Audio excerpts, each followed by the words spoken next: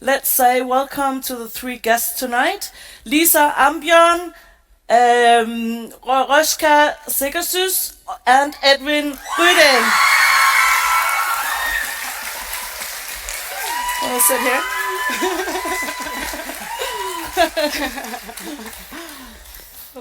So we can see, as we can see here tonight, this series is so hugely popular, especially among young people. I would like to start to hear, has this popularity, has it surprised you? Yes, I think it has. Yeah. I mean, we knew that we were doing a very good series, but we didn't know that the audience was going to be so engaged, I think. No, and I also think making a Swedish series in Swedish, set in Sweden, of course we didn't anticipate that it was gonna, translate across the globe. Yeah. Like we couldn't have the first days were just crazy. Yeah. And let me just introduce, just to put a few more words on the guest here. Edvin, of course, 18 years old, has been acting since, we're talking 2008 to 2009, Yeah. actually since you were 5 years old. And have... Thank you, guys. had his debut in a film called, in Swedish, Mannen under trappen, The Man Under the Stairs, as has been in a number of Swedish film and series. Lisa is educated from Stockholm Academy of Dramatic Arts and Screenwriting, and has worked as an episode writer, head writer, and showrunner, and has, besides this series, also written the series Sick, about surviving cancer at the age of 24.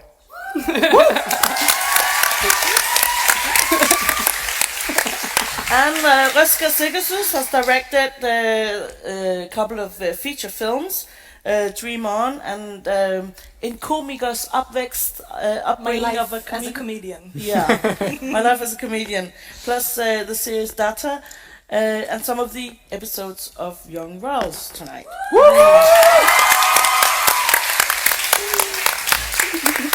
I mean, in my introduction, Edvin, I was telling about how I came into this place, and there were like a bunch of young girls already, and I can see on your Instagram that you have 1.6 million followers, which is pretty crazy. Yeah. Since the series came out last year. Or was it this year? This year. No, this year. This year. This year, right? Summer. Yeah. This summer. Oh. Yeah. It feels like it's been Feels like an eternity. How has it changed your life? I'd say, well, obviously there's a change between having 20,000 followers and 1.3 followers, million followers, sorry. Tend to forget that word. Well, because it's pretty surreal to have people, you guys, writing to me every day, and I see your edits on Instagram and Twitter, and they're all amazing. So that's a bit different. And obviously walking around in my hometown or cities around Europe, and people, turning their heads and wanting to take pictures. It's incredible. I love it. You like it? Yeah, I do. Yeah, And does thankfully. it also put a pressure on you, do you feel?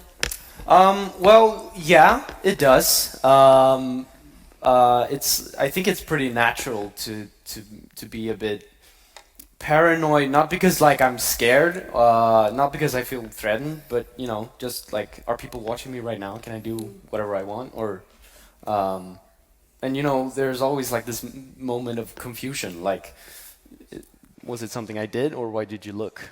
Do I look weird in my face? Yeah, right? exactly. Do I have something? Or... Yeah. But I like it. And did you have any considerations before saying yes to this role? Because some actors might see it as a bit risky, young, in a gay love story, the Swedish royal family we're touching upon, and all those things.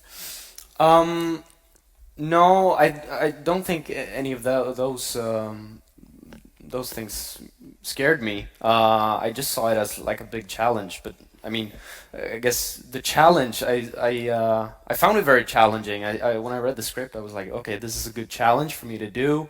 And of course, there's like this moment, like, can I do it? And then I just decided to, yeah, it's too good. I can't say no. It's a good meaty part. I can't Yeah. turn it down. Lisa, what was on your foremost agenda and on your heart while writing this series? That's hard to say. I think as far as an agenda, I don't think I, as a writer, can ever go in having like in some way, like, where I don't know where a story is going to take us when we set off.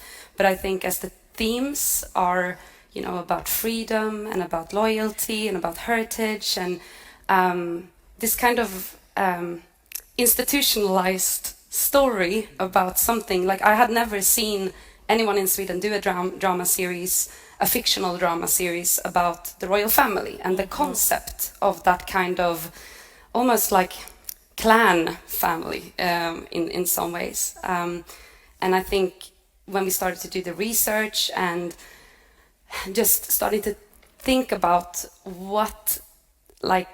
how it actually is to be restrained by these kind of ideas of who you are going to become.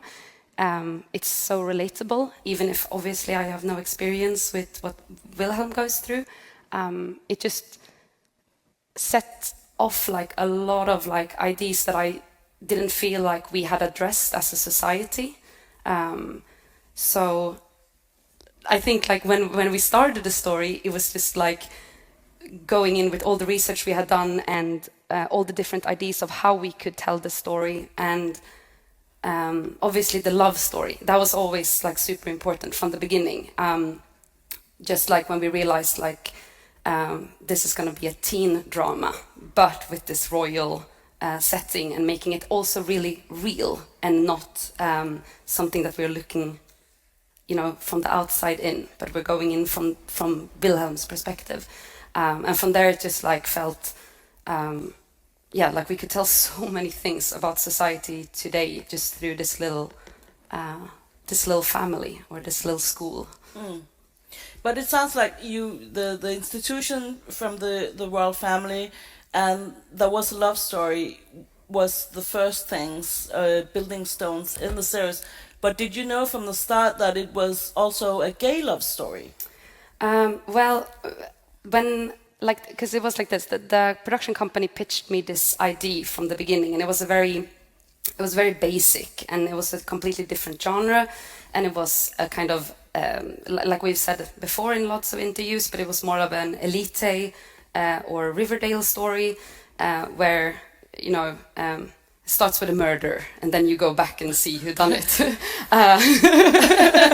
No, I mean, I have so much respect for all of those shows, but I just felt like we've seen this, and it didn't like awaken any feelings for me of like, oh, this is different. But then there was this little like, oh, and maybe it's his boyfriend, and I was like, oh wait, sorry, is he queer? And then it was like, I just went home and I was like, oh, I'm not sure if I want to do this story, because it was a completely different genre and everything.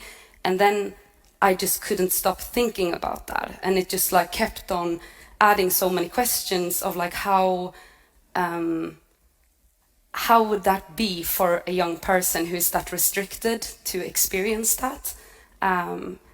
And then it just like, and then it's just like all the research started, and I was like fully dived in, and I obviously changed the genre of the series and the storyline and everything, and that was really like, powerful. Then it felt like, now this is like, no one has done this, obviously. Loads of queer culture has, but not in the kind of towards the broad audience. Exactly.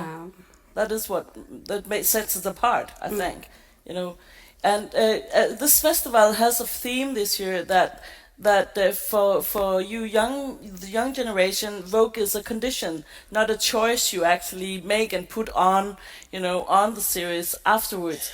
What were your thoughts on that? Because if you look at the series with those eyes, it's very woke all over, you know, but it seems so natural. Well, yeah, because I think all the young people are very, I think this generation has a different way of talking about sexuality and about identity, that even, because I'm from the previous generation, I was in a community where that discussion was already happening. But I mean, when we watched TV when we were kids, we would have to you would have these theories, I think that character is gay, and I think, I mean, they are actually in love, but we just never get to see it. And it just felt like, okay, if we're gonna do this towards this generation, we have to do it. We have to tell the stories that actually already exist, because all of these characters, there is nothing in the storyline that hasn't happened in a way between two people or someone exploring their identity or their sexuality. So I think it just felt very it felt very easy to do it. And that was also when Rojda came in as the conceptual director, that was the first thing we said. We were like, no, we're going to tell how it actually is. And that's a very harsh thing to say, because someone will be like, that wasn't my experience. But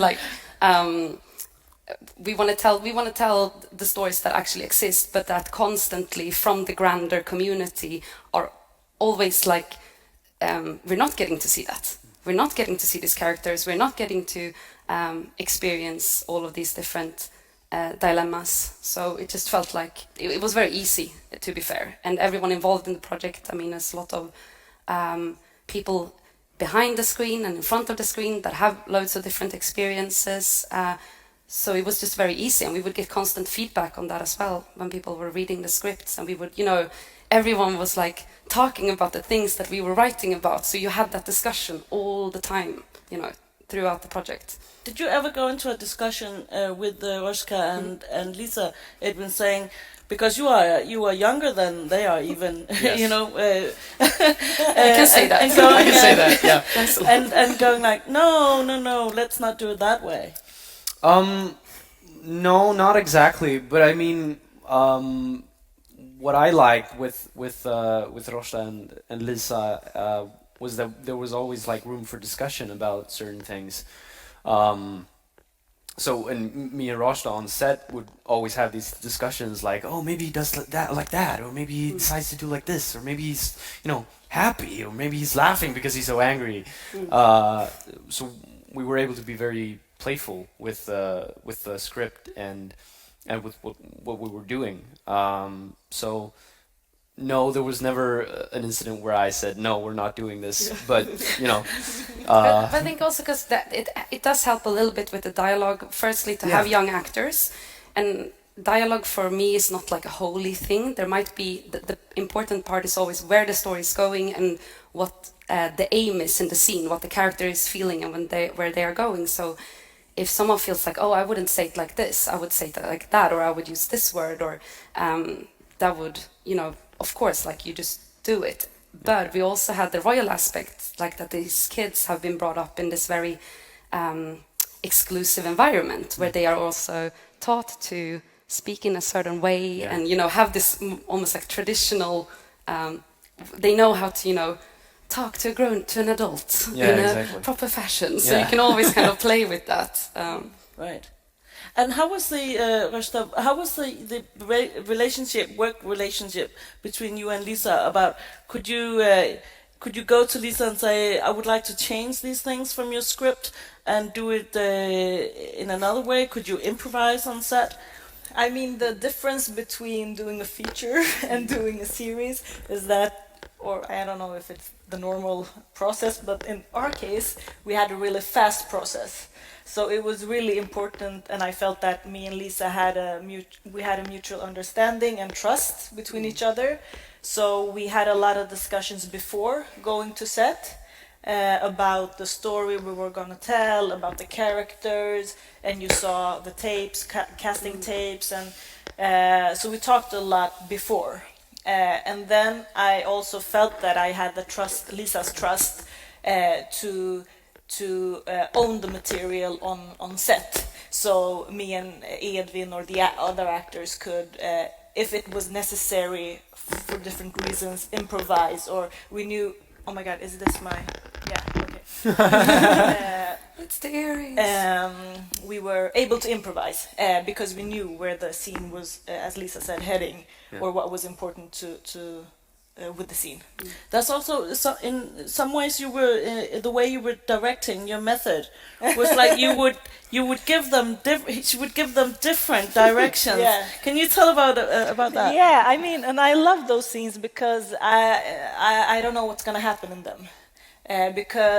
But for example, you saw the first episode here, the scene where, I mean, there's a few scenes where we did that. Yeah. But for example, the scene when Eric leaves Wilhelm in his dorm for the first time, then it's a pretty like classical goodbye scene, and I was like, we had a rule that do you remember this? We had always like one take.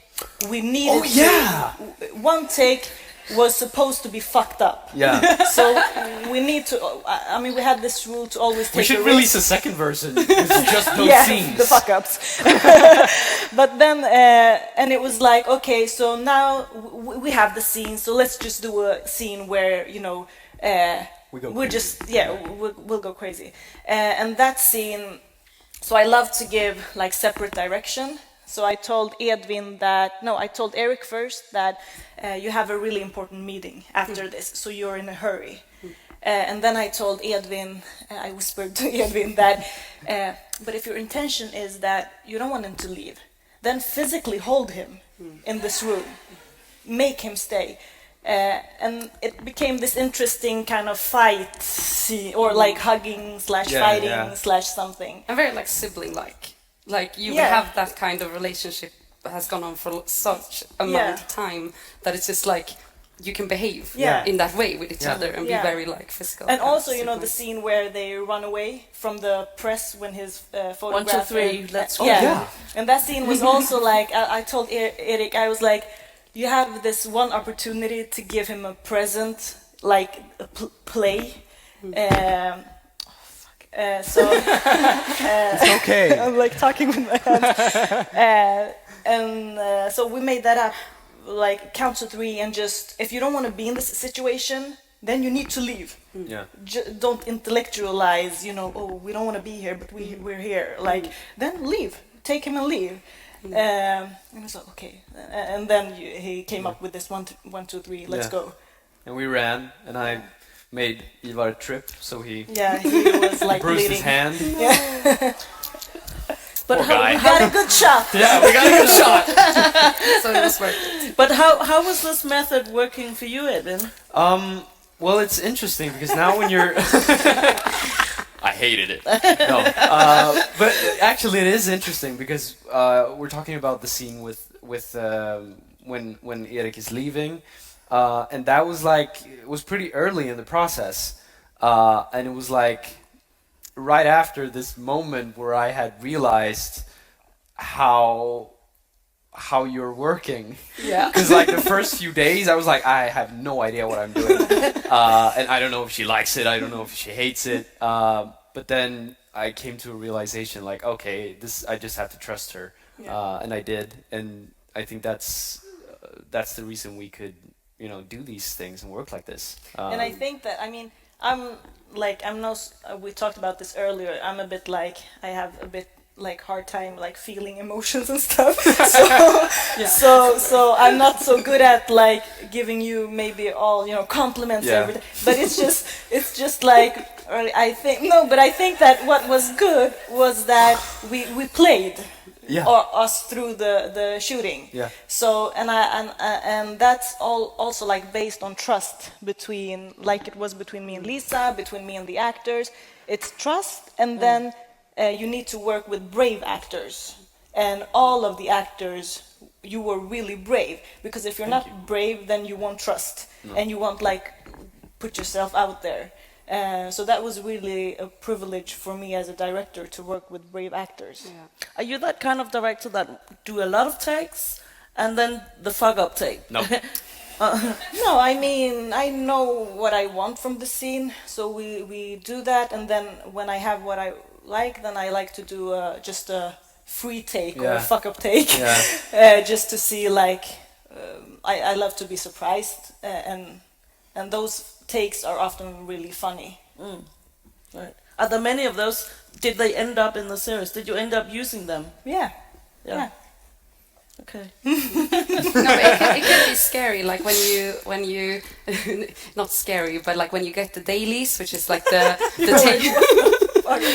No, but the takes, you get the takes for the day and you can watch them, and usually some directors work the way that you have the scene, it's in the script, you rehearse it, everyone is like, this is what we're gonna do, that and that and that. You rehearse it, then you go and shoot it, you do a few different takes, and then you're done. And then you watch the takes and you're like, yes, that's what we wrote in the script, and that's what everyone agreed upon. And then the way Rojda works is obviously like you can get a scene in a lot of different emotions and spend a lot of times on a scene, and you would get like, oh, this is one take when they are super emotional, and then one take where Wilhelm is angry, or one take when, and you would see it and you'll be like, oh, okay, where are we gonna go with this? But the thing is, you tell the story or you tell the series in obviously like 3 times, like in the script, and everyone comes with the ideas and you change, and then on the set, then you try different things, and then you edit, and then you sit there with all the material, and you're like, oh, you can find all those little moments and knit them together, and that is what is actually on the screen. And also, like, cool. I think it's really because our industry, like the film industry, it's always getting like faster, and like when you work at a theater, you have a rehearsal period, and then everyone gets to know their characters, their stories. They find at the same time. Yeah, they find layers in the characters, and when we're shooting, we don't have the money or time for that. So I think this method is also a way of finding like who is Wilhelm? How is he acting when he is afraid or happy or blah blah blah?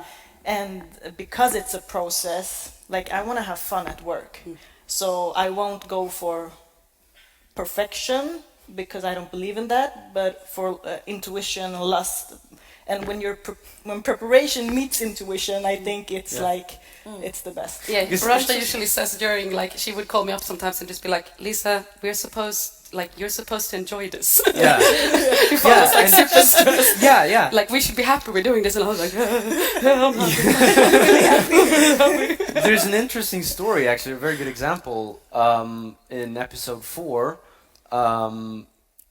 Most of you have seen it, so it's okay. I can talk about this. Where Wilhelm is high, he's on a football field, and you know what I'm talking about. Yeah, and I remember it like you had written this scene in a way, and then we came to set, and I was in the trailer, and you came up to me and you were like, okay, screw the script.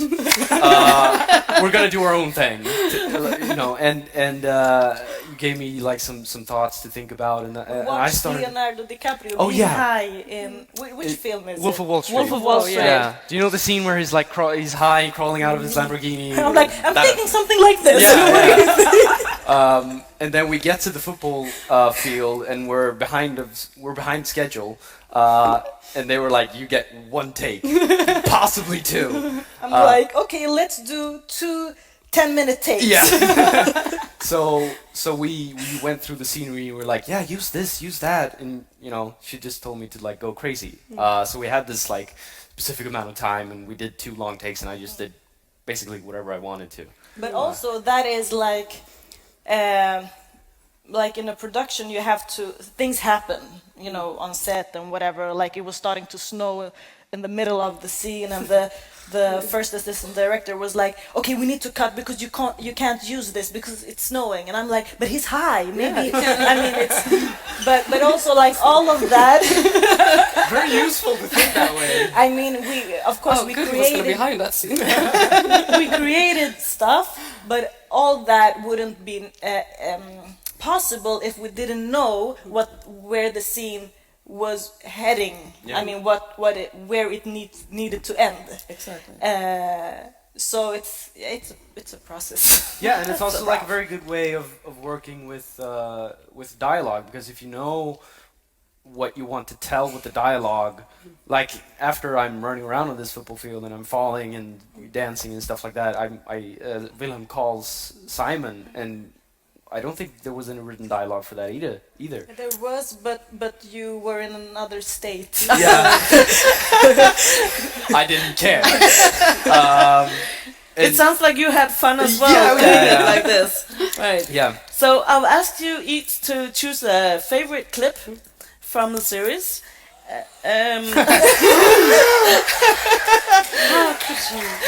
Which scenes did they choose? Yes, we will wait for that a bit. Rojda, we will start with you. You have chosen exactly. Whoa. Nice. Yeah. Segue. But why have you chosen it? Can you tell a little bit before we say it? Yeah, I mean, for me, this moment was a really magical moment for me. In like, this is what filmmaking is about for me. Do you want me to say anything? No, let's see it. Let's see it and talk about it afterwards. Let's see the first clip. Shit like this. Tell more about why you chose this very popular clip. Well, I mean, for me, I think this is what filmmaking is about, because this is the result of the definition of teamwork for me. It's like, it starts with having a really, really allowing collaboration with Lisa, and for me as a director, feeling the freedom to work with the material with my intuition, and not only because I have been in situations where I've been afraid of changing stuff because someone is going to be angry at me, but it wasn't like that with Lisa. And then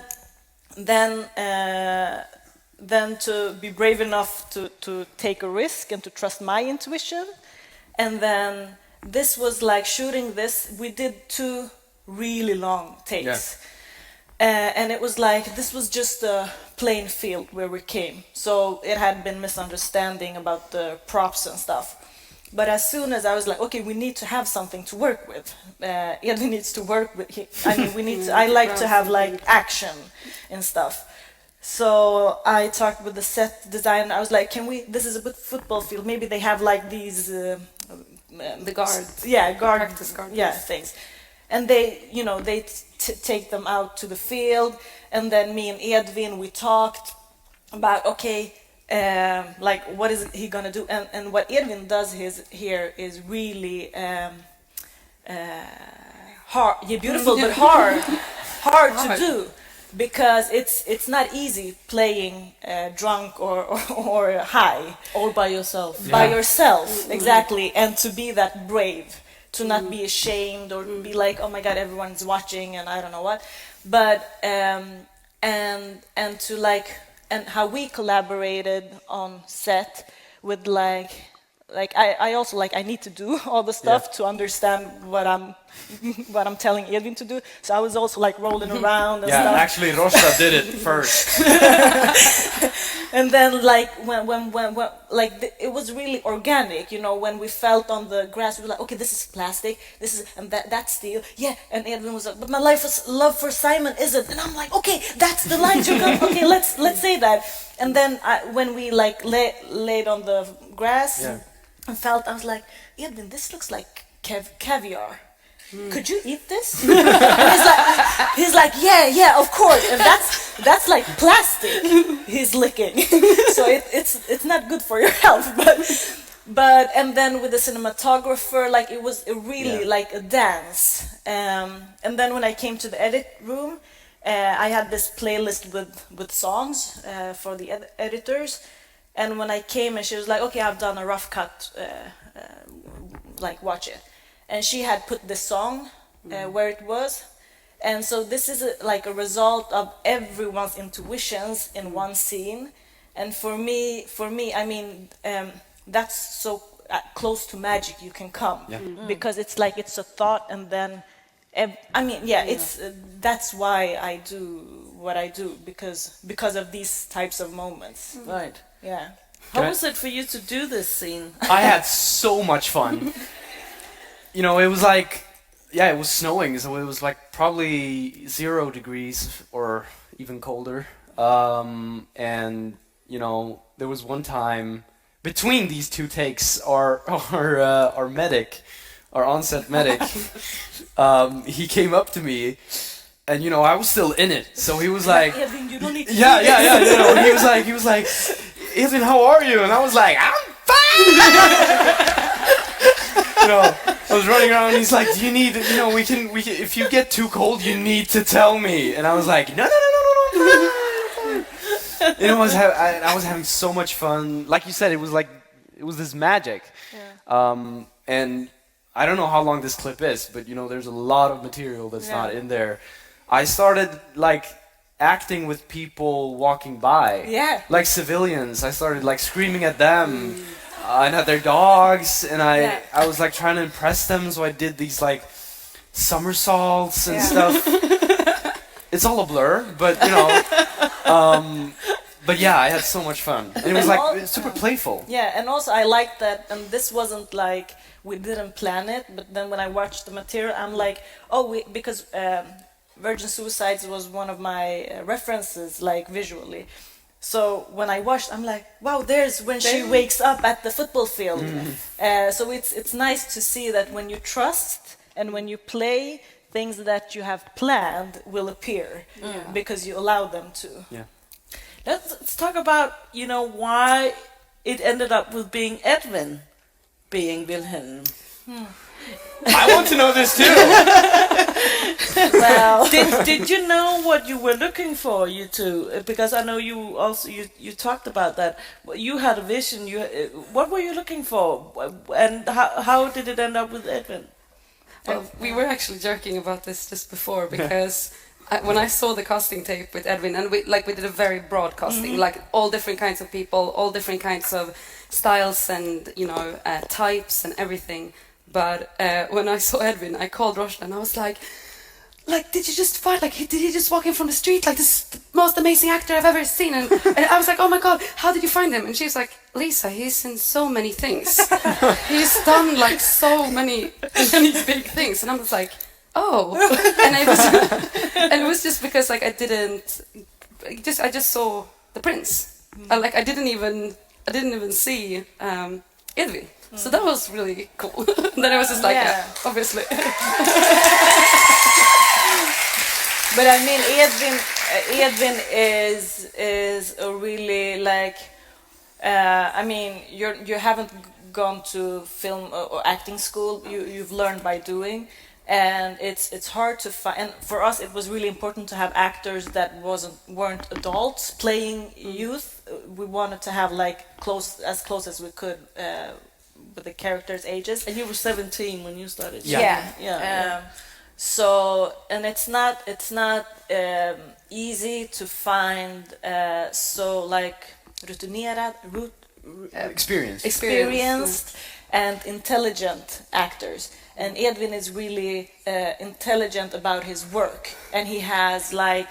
But it's like a craft. Yeah, he has. Yeah, he's developed his craft, and that's not easy to find amongst youth or amateurs. I mean, they have different qualities, but Edvin is. I mean, it's true. Yeah. Edvin. Are you blushing? Are you blushing? But he is truly a professional. Yes. So that, and also like it was really important. I don't. Yeah, we knew that we liked Edvin like from the beginning, but then we also wanted to try Edvin with the Simon characters, because the chemistry between them was really important. Omar Woodberg. Yeah, and that was like from the first. And that was also from the first. I think first time you met, Omar was a bit late. I think. Yeah. As usual. But it was like they were so brave together, and they had such a chemistry. But it was professional, so that was really like we needed them. Right. Lisa, let's go to your clip. Yeah. Can you? It's the scene in the bathroom. Yeah, it's from episode 3, and Wilhelm has just told Simon that they shouldn't see each other in that way, or after the kiss in episode 2. Let's see it.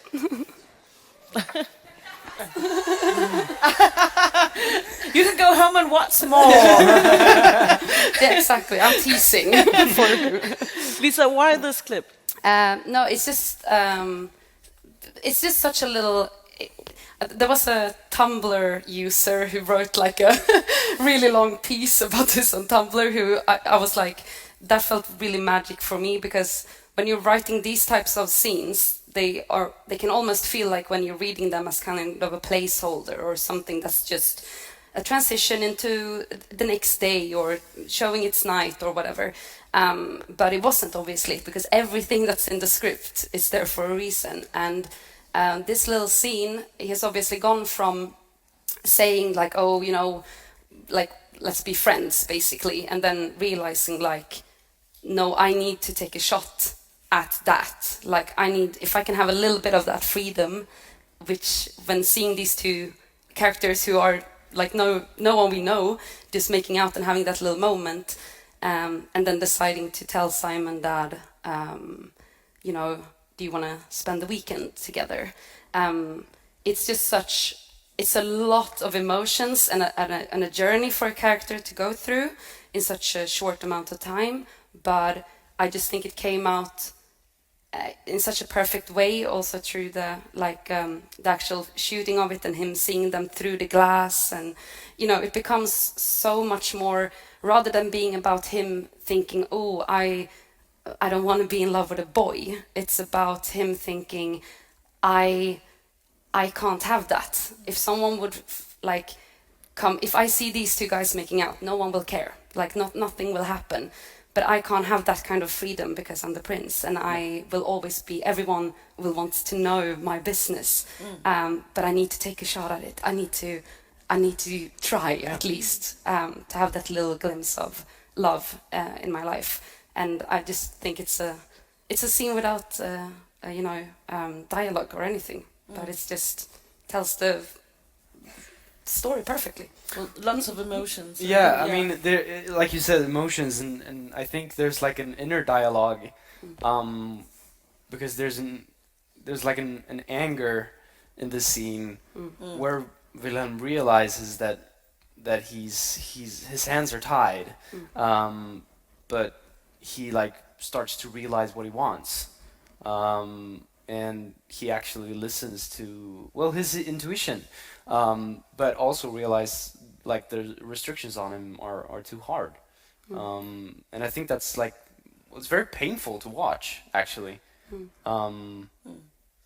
Yeah. And also that little glimpse of Simon, because there's a rather like a random insert, might feel like, of just Simon's face from when they kissed, where they are almost like, it's the only time Simon almost looks at the camera. They're very like close, and it's just swishes by, and then it's gone, and it's just it's just a nice way. Like it could be one of those scenes where you go, oh, actually we don't have time for this, just scrap it. Let's have him just go in there and tell Simon this, or we don't have time for shooting this, or and instead it's just like a little jewel. Right. Let's go to your clip, Edvin. Yeah. What do you have chosen? So I've chosen the scene from the horror night when they're watching the horror film. Aww. Let's see it. Yeah, let's see it. I'll tell you later. Yeah. Why did you choose this one? I think this is a very like pivotal point in the story, because this is where Simon and Wilhelm's relation evolves from like being friends-ish to actually, you know, realizing they have an interest for each other. There's this first like physical contact, and there's all of these emotions going on in both of their heads. You know, Wilhelm feeling this like attraction and the love, but also very strong anxiety, because he also realizes that he can't do this, and because it's so set in his body that he can't do that. That's not allowed. And yeah, I think it's very beautiful. It also shows something else that this series does really well, I think. It's about showing falling in love. because we have seen that plenty of times in film and series, and it's very cliched often. But it works really well here because you do it with the small glances, the little hand touch, and all that. How much a part of how you did that was your part, Edvin? Well, I'm the one doing it. I guess. No, but once again, there was this, because we had this trust, so we were able to have a dialogue, and we worked with these like tiny details, like don't look longer than that, or you just tiny details. And because you don't really, if you like somebody, you don't stare at them. No, right? exactly. Because you're scared. You're like, oh my god, I'm staring too much. And, so I guess we tried to like keep it real. Once again, trusting your intuition, trusting each other. But it's again also like almost it is a cliche. I think that the kind of hand touching but I mean from like remembering when I was a teen, like that was like you could sit next to someone and your elbows would touch and you'd just be like damn. Yeah. And like that. Is he noticing? Yeah, like that would be your entire night. You would be like, oh my god, guys, you don't know what happened. It was so intense, and you would like. But we also, touched elbows. Yeah, we touched elbows. But then again, having that, I think also this is one of those things again where. If he was a regular teen, it wouldn't matter if he was sitting and touching hands with someone, but it does because of who he is, because everyone feels it's their business. So you have that little glance from Sarah, which is not judging, just seeing, which he reacts to, and then having that little glance from August and everyone when he stands up. It just shows his role so well. I also think I think what we do good. Well, we're just talking about how good we are. Yeah. The thing that makes us awesome. Yes. No, but it's also like, as you said, it's a type of cliche. We see where people are touching hands, but then what I think is what we take it one step further. So our character, it's not easy. Maybe in a classic scene they would touch hands, and then Wilhelm would look at Simon, and he would just go, and then Simon would go, and then they would have their kiss. But in our series, we talked a lot about awkwardness and it being their first time with stuff. So instead of that sexy look and then going out, Wilhelm is having an anxiety attack. And Simon doesn't understand. He follows. And he's like, what happened? And then their first kiss isn't romantic. It becomes romantic because we want them to kiss, but it's awkward. It's like he kissed him and he's like, no, but I'm not. But wait, don't go. But So I think that was interesting to work with. And also the dialogue in the editing. Obviously, that wasn't in the script. That how the film that they were watching was going to interfere. Yeah. So that is really nice. They're also talking about like how pieces come together. Just them saying, like, we're in this together now. We're gonna get out. We're just gonna keep our heads cool. It's just us now. It's just so nice. And I think it's really important to highlight that in filmmaking, even if it's like feature films or TV series, there's not just one genius like creator, like director or creator or actor. But it's so many people working with a production, and like this is like we had a researcher that offered this clip. And then the editor was like, okay, this part is fun. So everyone's brain becomes like are working for the project. And it's a really collective work. It is teamwork doing a series. On that note, I just have to ask here in the end, I know season 2 is confirmed.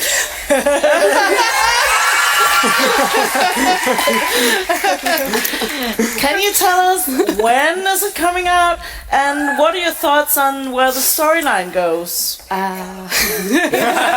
It will be Omar's not here, we're safe. It will be a very good season. Great season. Edvin will be in it. Yeah, he will. Lisa will be writing. Yeah, Rojda will and I will be directing. Yes. And it will be the themes that are in season 1, but deeper. Yeah. It will still be called Young Royals. Yeah.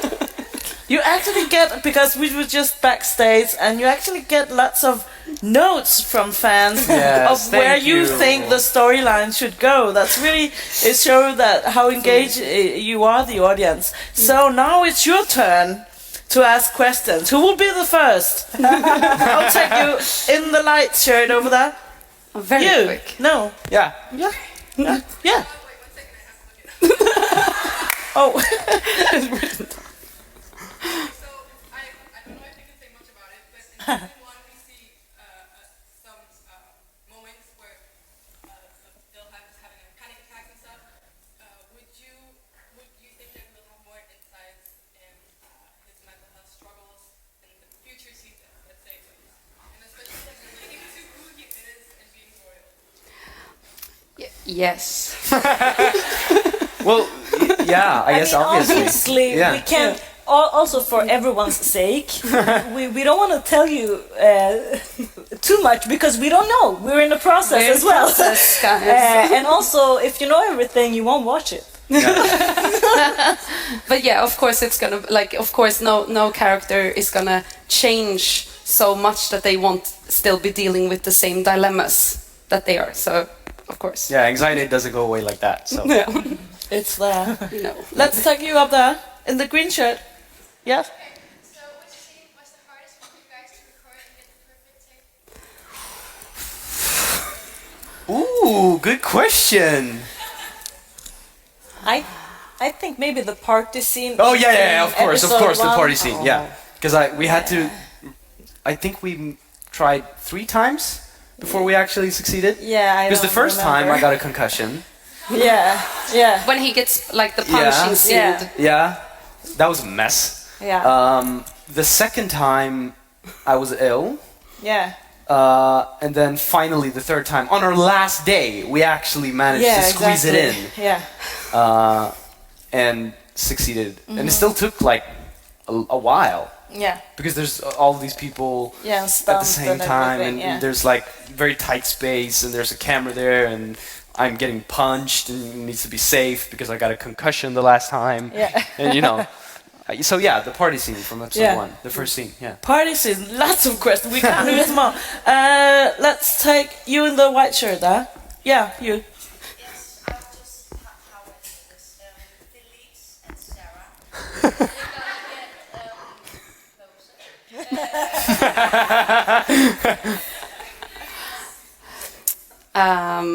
Yeah, can't elaborate on I can't elaborate on any of those kind of types of things.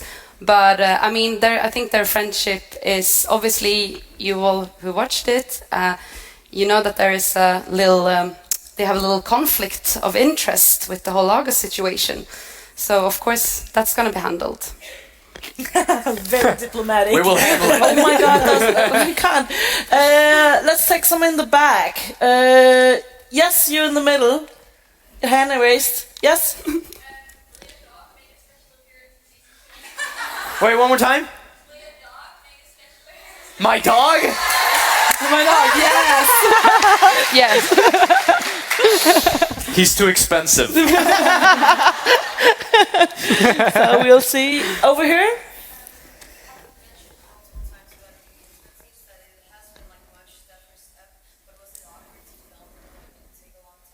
The intimate scenes? Yeah. They took some time, but we were very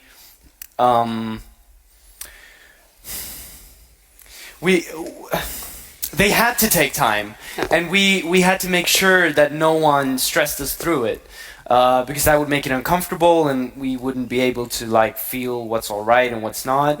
And you know, they were never awkward to shoot. The thing that was like felt kind of weird was at first, because we always get like 30 minutes before we start even like rehearsing the dialogue, to warm up, to feel like what do we consent to, what kind of touching, what kind of kissing, and it's a very special very special process, those 30 minutes, and that was kind of weird at first. but then we got used to it. But also, like, that's also intimacy, like, throughout the whole process. I mean, you plan them as you plan a stunt scene. Yeah. You know, if someone is going to fall off a rooftop, that's the same kind of planning. And also when you write them, there are some series that will have a sex scene where it's just like, oh, now they get together and it's supposed to be sexy and hot and smoky. And I would never write a scene like that, because it's there's always about something. It's always about them going somewhere or figuring something out for themselves or about each other. And they start the scene at one place and they end it in another place. Yeah.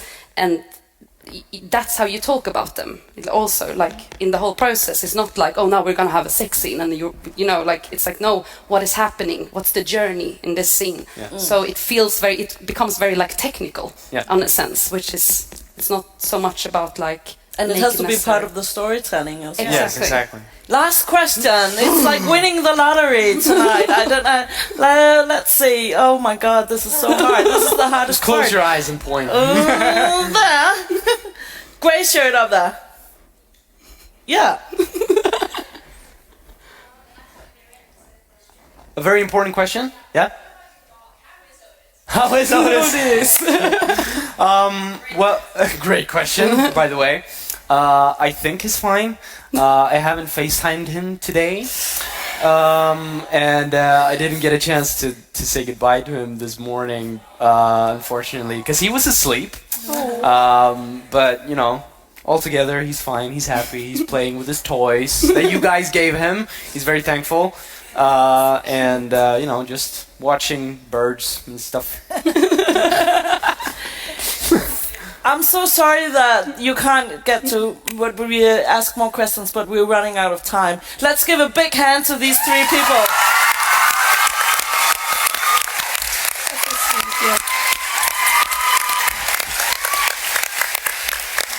And thank you. Are we gonna get that now?